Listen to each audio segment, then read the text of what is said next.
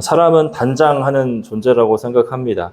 우리가 이 단장한다라는 말은 꾸밈의 의미도 있지만 또 사람들이 이렇게 단장하는 것은 꾸밈과 또 자신을 보호하는 또 자신을 드러내는 그런 일이기도 합니다. 사람들이 옷을 입는 이유가 추위와 더위에서 보호받기 위함이기도 하고 또 한편으로는 나름의 개성과 멋을 위함이기도 한 것과 같습니다. 또 우리는 사람들 앞에서 서로 단장합니다. 우리가 더 나은 사람으로 보이기 위해서 이런저런 노력을 하고 또 그것이 평가의 기준이 됩니다. 내가 어떠한 존재로 다른 사람에게 보이느냐라고 하는 것은 그래서 생각보다 더 큰 문제다라고 할 수 있습니다. 그래서 우리가 이러한 마음을 가지고 또 하나님 앞에서도 그 평가의 기준을 그대로 적용합니다. 내가 믿는 사람으로서 말씀을 잘 따르고 순종하고 또 여러 가지 것들을 지킨다면 나 정도면 괜찮은 사람이다라고 우리가 안심하고 때로는 우쭐거리기도 하고 또 반대로 내가 실수하고 실패한 모습이 있으면 또 흔들리면 하나님이 나를 싫어하실 거다. 하나님 나에게 벌을 내리실 것이다 라고 하는 그런 두려움에 사로잡히게 마련입니다. 오늘 아브라함은 우리가 믿음의 조상으로 여기는 또 믿음의 거인으로 여기는 사람입니다. 그런데 믿음의 조상이라고 하는 그 이름에 걸맞지 않은 모습이 오늘 또 나오고 있습니다. 오늘 본문의 이 아브라함의 모습은 참 실망스럽고 또 부끄러운 모습인데 더 놀라운 것은 하나님께서 보여주시는 그 아브라함에 대한 반응이 우리의 상식을 조금 더 뛰어넘는다는 것에 있습니다. 하나님께서는 아브라함을 벌하지 않으시고 오히려 큰 죄 없어 보이는 그 아비멜렉에게 책망하고 또 그들에게 위협까지 이렇게 하시는데 이런 하나님을 보면서 우리가 어떠한 의미를 새길 수 있을지 한번 나누기를 바랍니다. 아브라함은 오늘 20장 말씀에서 또 한 번 똑같은 실수를 저지릅니다. 그 실수가 뭐냐면 자기가 살기 위해서 아내인 사라를 그 누이로 속이고 팔아 버리는 것이죠. 근데 이것은 이 12장에서도 똑같이 했었던 일입니다. 12장에서는 애구방 그 바로에게 사라를 누이라고 보내더니 지금 시간이 많이 지났는데도 불구하고 변하지 않는 그 이유와 또 같은 방법으로 큰 죄를 지었습니다. 우리가 사람이 실수를 하고 그럴 때는 처음에는 이해해주고 그럴 수 있다라고 생각해도 이제 아브라함도 시간이 많이 지났고 또 하나님이 중간에 뭐 이름도 바꾸어 주시고 또 놀라운 것들을 많이 보여주셨는데도 지금 똑같이 그 죄를 반복하고 있기 때문에 우리의 생각에는 꽤나 당황스럽다라고 할 수 있습니다. 그리고 아브라함이 이 일을 벌인 그 시점을 생각하면 또 더 의심스럽고 이상합니다. 하나님께서 천사들을 보내셔서 아브라함에게 먼저 나타나시고 그 다음에 사라에게 찾아오셔서 정확하게 말씀을 해주십니다. 내년 이맘때에 아들이 있을 것이다. 그리고 그 아들의 이름은 이삭이 될 것이다 라고 해주셨습니다. 이 중요한 시점, 이제 한 해만 지나면 아들을 안을 수 있는 그 시점에 아브라함이 자기의 아내를 아비멜렉 왕에게 보내버린 것이죠. 보낸 게 그냥 보낸 게 아니라 이제 아내로 보내버린 것입니다. 아비멜렉을 속이고 사라를 아비멜렉이 보내면 어떻게 되겠습니까? 이제 그의 아내가 되면 이제 아브라함이 아들을 낳을 수 없는, 그러니까 이삭을 볼 수 없는 상황에 놓이게 되는 거라서 생각보다 큰 문제가 됩니다. 그래서 하나님께서 급하게 아비멜렉의 꿈에 나타나셔서 그를 책망하십니다. 그는 선지자다.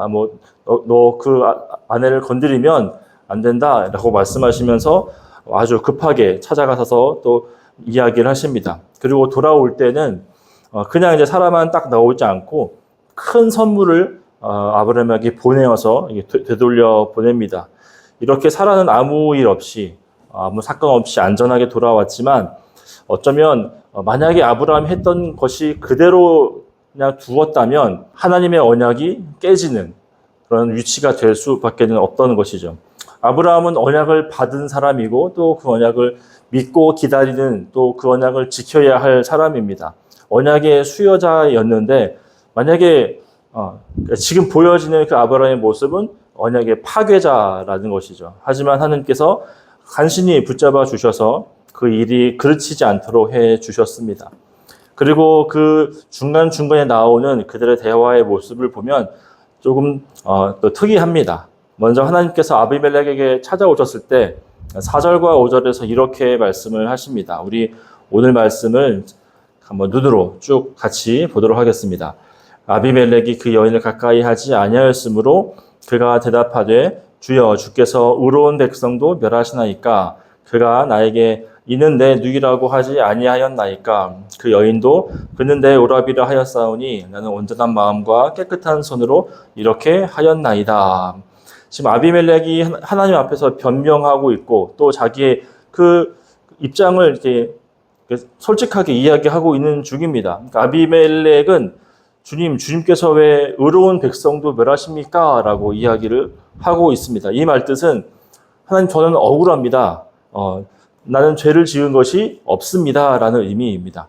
그저 아브라함이 이 사라는 나의 누이입니다. 그리고 사라도 똑같이 맞습니다. 라고 동조해서 아비멜렉이 사라를 아내로 데려온 것 뿐입니다. 라고 하고 있는 것이죠. 그리고 아비멜렉이 하나님의 말씀에 이제 되돌려 보내라 말씀하실 때에 꿈을 꾼 그 다음 날 바로 순종하는 모습을 보여줍니다. 우리 8절은 우리 같이 한번 읽어보도록 하겠습니다. 20장 8절입니다. 아비멜렉이 그날 아침에 일찍 일어나 모든 종들을 불러 그 모든 일을 말하여 들려주니 그들이 심히 두려워하였더라. 아멘. 꿈에서 깨자마자 그 아침에 일찍이 일어나서 하나님께서 말씀하신 바대로 움직였다라는 거죠. 그리고 또 아비멜렉뿐만 아니라 그 옆에 있는 사람들, 그들의 종들도 하나님을 두려워 말하고 있습니다. 그러니까 이방인들이지만 즉각적으로 순종하는 그 모습이 보여지고 있죠. 아브라함보다 더 나은 모습처럼 보이는 이 사람들의 모습입니다. 반면에 아브라함은 하나님보다 사람을 두려워하는 듯한 말을 또 그의 모습을 보여주고 있습니다. 우리 11절 말씀입니다. 우리 11절 한번 읽어보겠습니다. 다 같이. 아브라함이 이르되 이곳에서는 하나님을 두려워함이 없으니 내 아내로 말미암아 사람들이 나를 죽일까 생각하였음이요. 아멘. 이 말을 그냥 들으면 아브라함이 하나님을 두려워한 것처럼 보입니다. 그런데 사실 아브라함이 두려워하는 것은 뭐냐면 사람들이 나를 죽일까 봐 두렵습니다. 라고 말하고 있습니다. 그러니까 사람이 나는 두렵습니다. 이 말을 하고 있죠. 그리고 그 다음 12절에 보면은 또 그는 실로 나의 이복누이로서 내 처가 되었음이니라 라고 말하면서 변명하고 있어요. 이 12절은 11절과 12절은 아비멜렉 왕에게 너 왜 그렇게 했냐라고 했을 때 했던 대답인데 지금 이렇게 말한 거죠. 원래 이 사라는 나의 이복 누이도 맞기는 합니다 라고 말한 거예요. 근데 이복 누이가 맞기는 하지만 아브라함이 사라를 숨긴 건 아내로서 이 사라를 숨긴 거죠. 또 속인 거죠. 그러니까 차라리 잘못했으면 잘못했다라고 말하면 더 좋을 텐데 이 말은 마치 초등학생이 이제 말장난하는 것처럼 아주 그냥 별로 설득력도 없고 아니면 간절함도 없는 그런 말장난으로 우리 이렇게 이해하게끔 지금 아브라함이 말하고 있습니다. 그 다음에 우리 아비멜렉을 보면 그에 비해서 아비멜렉은 오히려 더 경건하고 너그러운 모습을 보여줍니다. 아까 주여 왜 죄 없는 나를 멸하시려고 하십니까? 라고 했고 또 아침에 일찍 일어났을 때 순종했던 그런 모습도 있는데 그의 그 하나님에 대한 인식과 또 죄에 대한 인식이 어떠했는지는 우리 9절을 보면은 알 수 있습니다. 네, 우리 9절 다 같이 읽어보겠습니다. 아비멜렉이 아브라함을 불러서 그에게 이르되 내가 어찌하여 우리에게 이렇게 하였느냐? 내가 무슨 죄를 범하였기에 내가 나와 내 나라와 큰 죄에 빠질 뻔하게 하였느냐? 내가 합당하지 아니한 일을 행하였도다. 아멘. 자, 지금 아비멜렉이 큰일 날 뻔했다라고 말한 것은 잘못하면 내가 아내를 더 얻을 뻔했네 이런 의미보다는 이 말씀처럼 내가 나와 내 나라가 큰 죄에 빠질 뻔했다라고 말하고 있습니다. 그러면은 지금 그 아비멜렉 왕의 마음에는 다른 사람의 아내를 빼앗아서 내 아내로 삼는다는 것이 큰 죄임을 알고 있다라는 그런 사실입니다. 내가 그리고 만약에 다른 사람의 아내였음을 내가 알았으면 나는 이것이 죄인 줄 알기 때문에 그렇게 하지 않았을 것이다 라고 지금 말하고 있는 거죠. 그러니까 그의 마음속에는 이방화임에도 불구하고 죄에 대한 자각과 죄에 대한 두려움과 또 그것을 알고서 돌이킬 줄 아는 믿음의 사람처럼 약간 뒤바뀐 것 같아요. 지금 아브라함이 아비멜렉 같고 아비멜렉이 아브라함 같습니다. 이름은 조금 다르지만 상황이 좀 이상합니다. 그 다음에 아비멜렉이 16절에 보면 너그러운 모습을 또 보여주고 있어요. 이 16절에 보면 그를 돌려보낼 때, 아브라함을 돌려보낼 때 맨손으로 돌려보내지 않고 뭘 쥐어서 보내주죠? 네, 은 1000개를 보내줍니다. 예나 지금이나 이 금속은 귀한 것 같아요. 귀금속이라고 하죠. 그러니까 자기가 어쨌든 이제 아비멜렉이 뭐 속아서 그랬든 몰라서 그랬든 어쨌든 내가 아브라함의 마음을 좀 근심하고 하나님께서 하지 말라라고 했기 때문에 자기가 돌려보내주되 맨손으로 보내지 않고 어떻게 보면 아브라함의 마음을 좀 위로하고 사라의 마음을 위로해 주기 위해서 은 1000개를 주어서 편안히 돌아가 한 거죠. 자, 그러면 은 1000개가 얼마에 해당될지 이런 거 한번 찾아보면 재밌습니다. 이 은 1000개는 뭐 이렇게 단위가 있어야 개수를 찰 거 아니겠어요? 근데 이 은 1000개는 은 1000세겔을 의미합니다. 이 세겔은 12g이라고 해요. 그러니까 몇 킬로를 준 거예요? 12킬로를 준 거죠. 은 12킬로. 그러면 이제 지금의 화폐 가치로 따지면 조금 다르겠지만 그 당시의 가치로는 그 바벨론에서 노동자가 하루 열심히가 아니라 한 달 열심히 일하면 받는 그 월급이 0.5세겔이었다라고 해요. 은 0.5세겔. 한 달 동안 열심히 일하면 6g 받는 거예요. 은을. 그러니까 꽤 비싼 금액이라고 할 수 있죠. 그리고 신명기 22장 29절에서도 이제 결혼을 할 때 폐물을 이렇게 주고 받는데 폐물의 그 상한선을 딱 정해 주었어요. 그러니까 부자라고 막 무한대로 주고 뭐 그렇게 한 게 아니라 이스라엘 백성들은 다 이 기준에서만 폐물을 주고 받아라. 그게 얼마냐면 5세겔이었습니다. 5세겔. 5세겔. 그러니까 최상한선이 5세겔 안에서만 그렇게 결혼 지참금을 또 폐물을 준비할 수 있도록 한 거죠. 그러니까 너무 과하지 않게 또 부담되지 않게 정해준 법입니다. 자, 그럼 한번 계산해 보겠습니다. 은 1000세겔이면 12kg이고 그 당시 노동자의 품삯으로 따지면 이게 80년 일해야 받는 금액이라고 합니다. 그러니까 지금 시세로 계산하면 한 30억에서 60억 정도 된다라고 해요. 30억에서 60억이라. 저 같은 사람은 평생 만져보지도 못할 그런 금액이겠죠. 네. 제가 눈으로 본 가장 큰 금액은 실제 이렇게 현찰로 만져본 가장 큰 금액은 1,500만 원이었어요. 얼마나 무섭던지 모르겠네요. 한 요만큼 있는 거를 은행에 뭐 이렇게 가지고 부동산 가야 되나 했는데 마음이 막 두근두근하고 갑자기 차가 막 전복되면 어떡하지? 뭐 이런 생각도 들고 막 바람 불어가지고 날아가면 어떡하지? 이런 두려움이 생겼습니다. 그런데 그거보다 한 20배 그 큰 뭐 한 요만큼 되는 은덩이이긴 하겠지만 평범한 사람은 만질 수 없는 아주 큰 그런 재물을 주었다라는 거죠. 이렇게 큰 선물을 준 것은 아마 아비멜렉이 하나님이 두려워서도 그랬을 것이지만 아브라함을 깊이 배려한 하나님을 사랑하고 또 이웃도 사랑했던 그 왕으로서는 정말 큰 결단을 한 아름다운 일이라고 할 수 있습니다. 이제 그 다음에 우리가 살펴볼 것은 하나님께서 하신 일들입니다.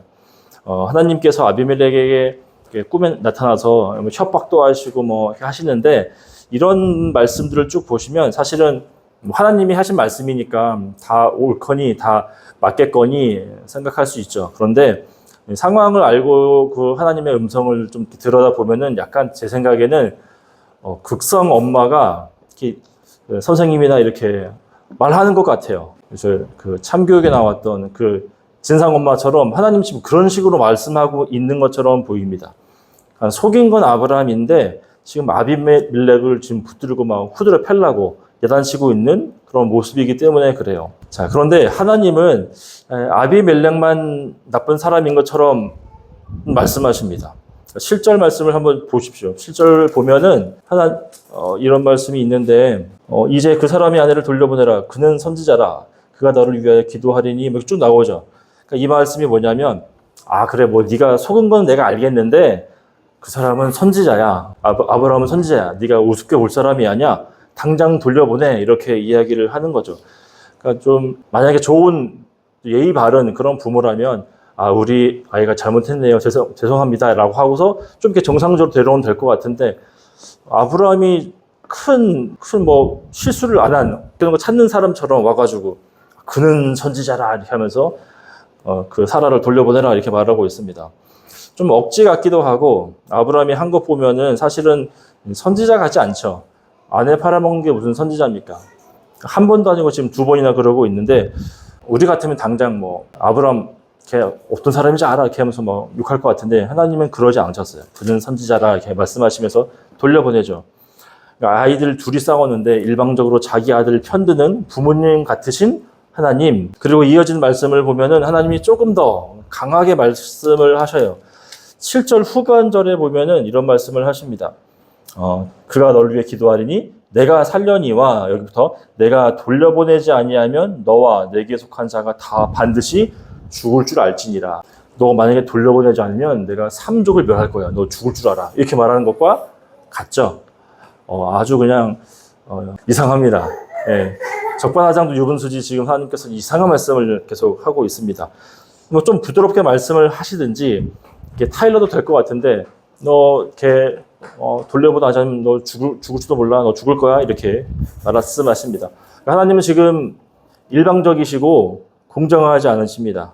그러면서도 한편으로는 어떤 마음이 드냐면 비록 이 극성 엄마처럼 보이는 하나님이지만 앞뒤 안 가리고 내 편만 들어주는 하나님이 있었으면 좋겠다 하는 생각이 들지 않습니까?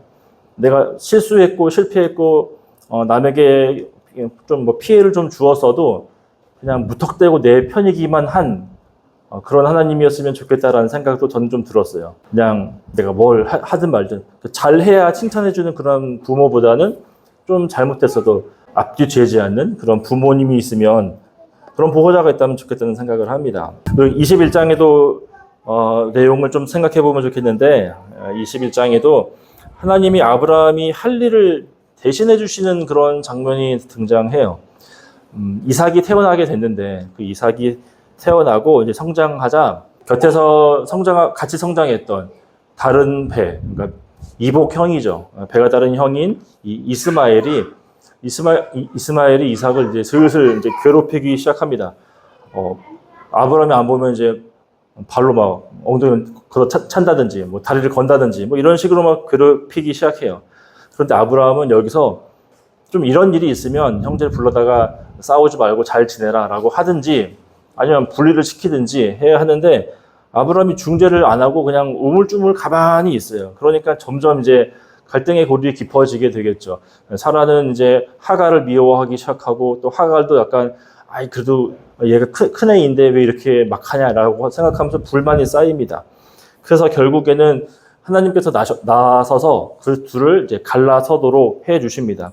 갈라서게 할 때에도 하나님께서 그래도 이스마엘 그 하나님 계획이 없던 아들이라고 하였어도 사고친 아들이어도 이 이스마엘이 너의 이름이 창대하게 될 것이다. 내가 나라를 이룰 것이다. 라고 말씀해 주시면서 그를 이렇게 독립을 시켜주세요. 그래서 이제 그가 활 쏘는 자가 된다라고 말씀을 해 주셨습니다.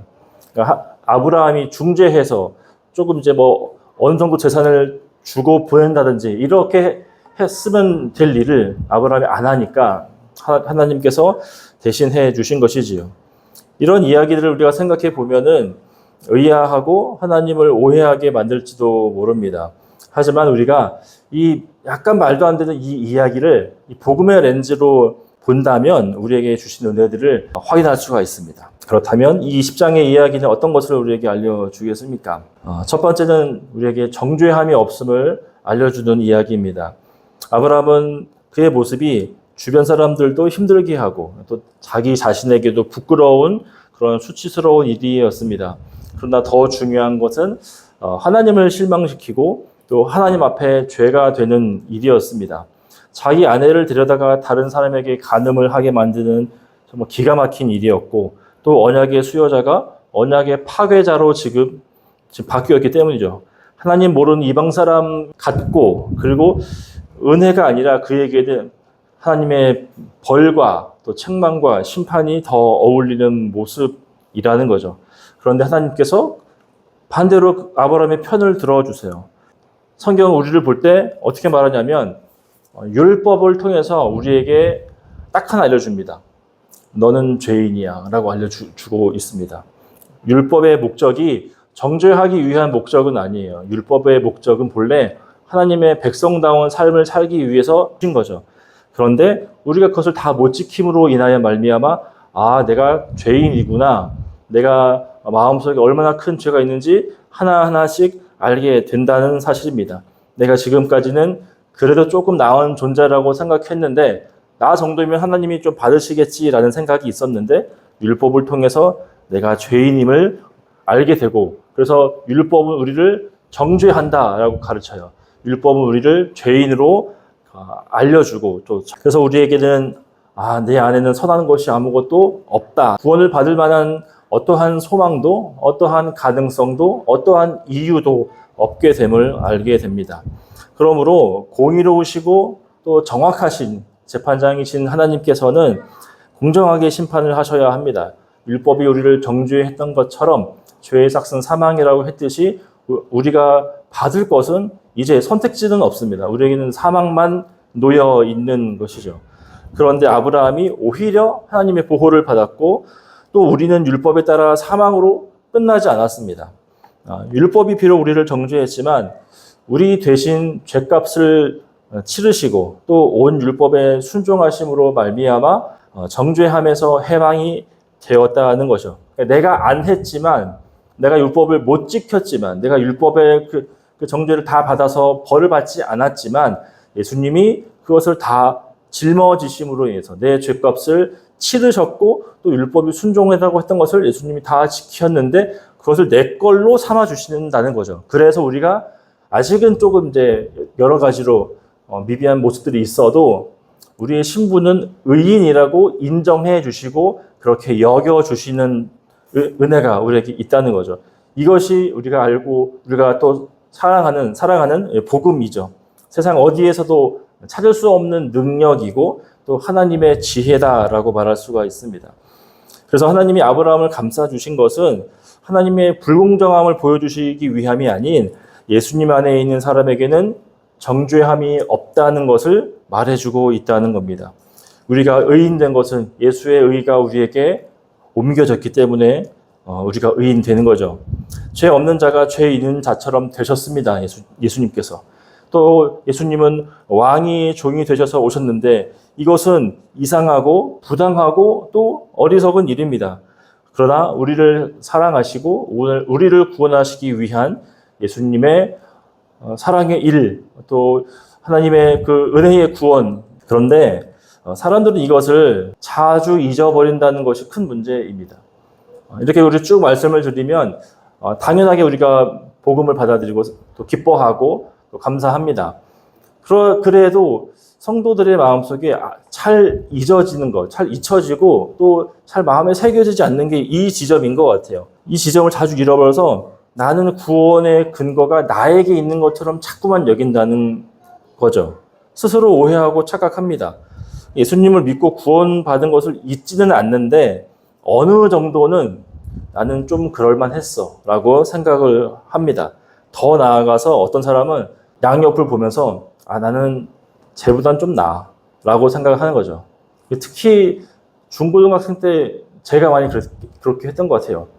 쟤는 담배 피네. 난 담배는 안 피워. 이런 식으로. 쟤는 뭐 맨날 뭐 주일도 빠지고 지멋대로 하네. 나는 뭐 그러지는 않아. 난 예배는 안 빠져. 뭐 이런 식으로 영적 우월감을 느끼고 그런 마음으로 봉사를 했단 말이죠.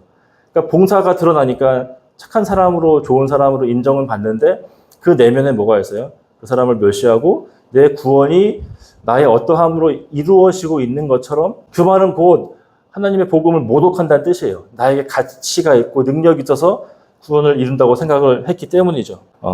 SNS를 보니까 제가 어떤 목사님 설교를 제가 잠깐 봤는데 교회에서 가장 위험한 생각이 나는 쟤보단 나아라고 하는 생각이라고 하더라고요. 그분과 제가 영적으로 통했습니다.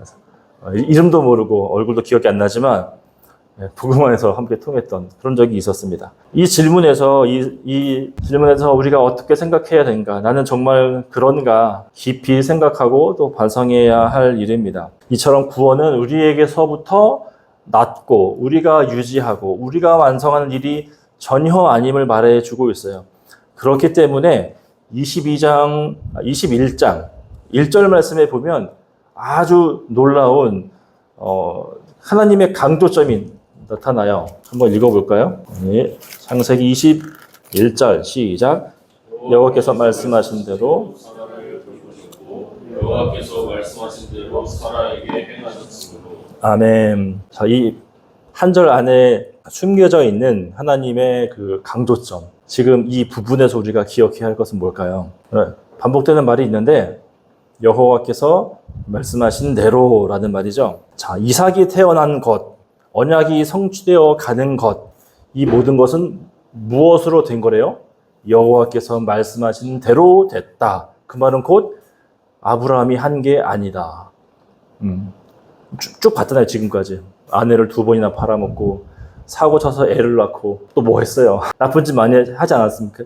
그 나쁜 짓을 했음에도 불구하고 여호와의 말씀대로 되었다. 너의 구원은 여호와의 말씀대로 된 것이다. 우리에게 지금 계속해서 말하고 있는 거야. 교만하지 마. 너도 쟤랑 다를 바가 없어. 너에게 시간과 돈이 없을 뿐이지 넌 더할 놈이야. 라고 우리에게 말씀해 주시는 거죠. 잊지 마. 이 구원은 하나님께로부터 난 것이다. 라고 우리에게 겸손하라고, 우리에게 더 엎드리라고, 은혜를 기억하라고 말해주고 있습니다. 두 번째로 우리가 볼 것은 오늘 읽진 않았지만 21장에는 이삭이 태어난 장인데 태어나고 자라는 도중에 이스마엘이 이삭을 막 괴롭히자 서로 이제 갈라서게 되지요. 그래서 이 말씀은 저는 그렇게 생각해요. 그냥 두 아들이 조금 이제 껄끄러운 아들 두 아들이 헤어지게 된 그런 가정의 이야기뿐만 아니라 사실은 이 이스마엘은 어떠한 자식이냐면 육신의 자녀이죠. 그러니까 언약을 믿지 않고 하갈을 데려다가 아들을 낳은 거 아니에요. 그러니까 언약 안에서 낳은 아들이 아니라 자기의 육신의 실력으로 낳은 아들이 이스마엘 상징이죠. 반면에 이삭은 뭐예요? 언약의 아들 아닙니까? 하나님께서 너와 너 사이에 있을 그 아들이 있겠다. 그 이름을 이삭이라고 하라. 그러니까 이삭은 언약의 아들이죠. 그러니까 서로 상반되는 언약의 아들과 또 육신의 아들이 서로 같이 살아요, 못 살아요? 못 산다 그 말이라는 것입니다. 되게 재밌지 않습니까? 네, 언약의 아들과 육신의 아들이 함께 하지 못하는 것이죠. 그러니까 이거는 뭐 함께 생활도 못한다 그 말이 아니라 같은 생활 방식으로 살 수 없다. 이것을 우리에게 이야기합니다. 그래서 첩의 자식을 내쫓았다라는 의미보다는 이 두 자녀가 공존할 수 없다는 것이죠. 이삭은 하나님의 말씀대로 얻은 언약의 아들이고 이스마엘은 하나님을 믿지 않고 자기 생각대로 낳은 육신의 아들이었습니다. 그래서 고린도전서에서도 그리스도와 벨리알이 함께할 수 없다라고 했던 그 말씀처럼 하나님은 언약의 자손과 육신의 자녀를 함께 두지 않으십니다. 이것은 하나님 안 믿는 백성을 배척하고 멀리하라는 말이 아니라 우리가 그들과 융화되어서 살 수 없다라는 그런 말이죠. 그래서 하나님의 자녀들은 세상을 좋아하고 사랑하고 또 세상의 유행들을 따를 수 없습니다. 그리고 인기를 진리로 여기는 이 세상의 풍조를 따를 수 없습니다.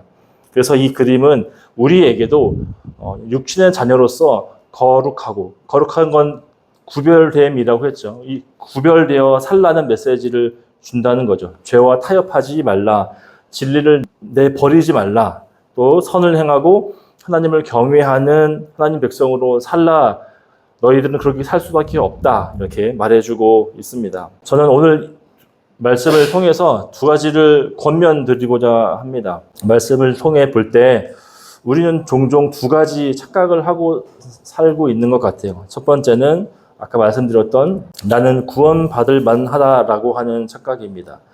이 생각이 우리의 마음, 이런 생각이 드는 것은 어쩌면 우리가 성화의 삶에서 더 성장하지 못했기 때문입니다. 죄에 물든 우리의 양심이 자꾸 우리를 나는 구원받을 만한 존재라고 여기게 만듭니다. 믿음으로 구원받는다는 말씀도 내가 믿어드리는 것처럼 여깁니다. 하지만 아브라함의 생애는 우리는 구원받을 아무런 자격이 없는 존재임을 여러 번 또 계속해서 가르쳐주고 있습니다. 우리는 하나님이 내신 숙제를 해결하고 통과해서 구원을 얻는 사람들이 아닙니다. 오히려 우리는 똑같은 시험 앞에서도 잘 넘어지고 또 쉽게 변하며 하나님의 은혜 없이는 아무것도 되지 않음을 점점 더 배워갑니다. 아브라함이 이것을 보여주어서 아브라함의 그 실수와 실패들이 내 모습처럼 더 선명하게 다가오고 있습니다. 이삭이 태어나는 과정도 아브라함의 부부가 또 생물학적으로 아이를 낳을 수 없을 때까지 기다리게 하시면서 믿음을 자라나게 하신 그 하나님, 그 반에 우리가 가진 무능함과 무가치함과 또 하나님의 사랑과 인내 안에서 우리가 자라남을 점점 배워보죠. 이것은 그저 우리가 나는 못해, 나는 쓸데없어 이런 마음을 갖자는 말은 아니에요. 그러면 이제 그것이 우리에게 유익될 것은 없겠죠. 오히려 우리가 기억할 것은 더 하나님의 은혜를 감사하고 의지하는 것, 또 더 깊은 주님의 은혜로 나아가자라고 하는 그런 의미입니다. 우리가 이렇게 하나님 은혜를 먹으면서 살아왔고 앞으로도 그렇게 살 자들이기 때문에 내 삶을 되돌아보면 부끄러움밖에 없지만 지금 나를 그래도 여전히 자녀로 삼아주시고 인정하시는 또 나를 통해서 하실 일들을 이루시는 것들을 생각해 본다면 내가 기쁨도 있고 내가 즐겁고 행복하기도 하지만 한편으로 또 우리가 이웃에게 대한 우리의 마음이 달라질 수 있어요. 바로 여유와 너그러움이라는 거죠. 내가 하나님의 여유와 너그러움 속에서 자라났기 때문에 내가 이웃에게도 여유를 줄 수 있고 또 더 너그러운 사람이 될 수 있어요. 하나님이 우리에게 처음부터 완벽하게 하라고 완벽한 것을 요구하시지는 않으셨습니다. 물론 그분의 기준이 우리가 보기에는 너무 높죠. 마음으로 죄 짓지 말라. 이게 어떻게 됩니까? 마음에 수백 번 죄를 짓는데. 근데 이 말은 그렇게 안 하면 넌 탈락 이 말이 아니라 하나님의 거룩하시면 그렇게 크다는 말씀이시죠. 그리고 하나님은 우리를 차근차근 인도하시는 분이세요. 우리만 조급하고 우리만 남 욕하는 것, 우리가 아프니까 병원에 가듯이 우리가 구원받을 이유도 우리 스스로가 해결 못할 죄가 있기 때문에 그래요.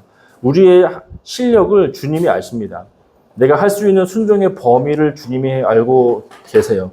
그러니까 여러분 자기 자신에 대하여서 아니면 우리 가족이나 우리 이웃에 대해서 너무 예리한 칼로 너무 날카롭게 또 너무 무서운 잣대로 판단하지 마시기를 바랍니다. 스스로에게도 이웃에게도 너그러워지세요.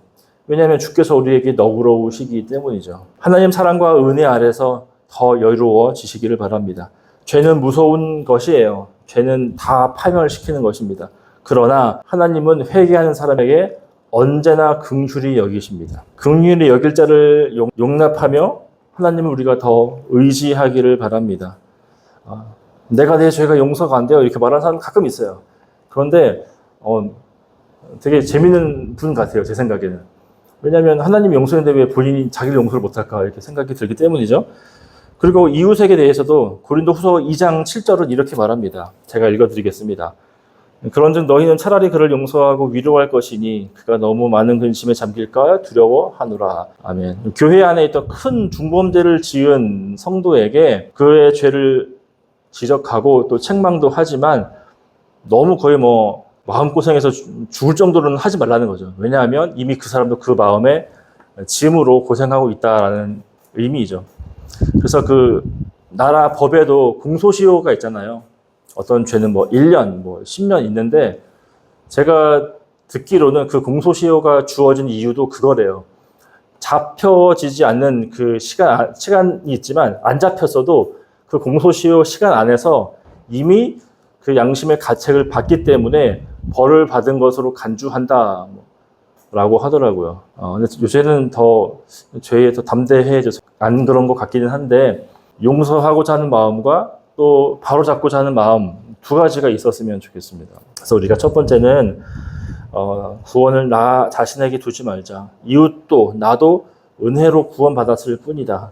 하나님이 여전히 나를 기다리시고 참으신다. 너그럽자라는 의미를 말씀을 드렸습니다. 두 번째는 나는 보호자가 없다는 착각을 우리가 벗어났으면 좋겠습니다.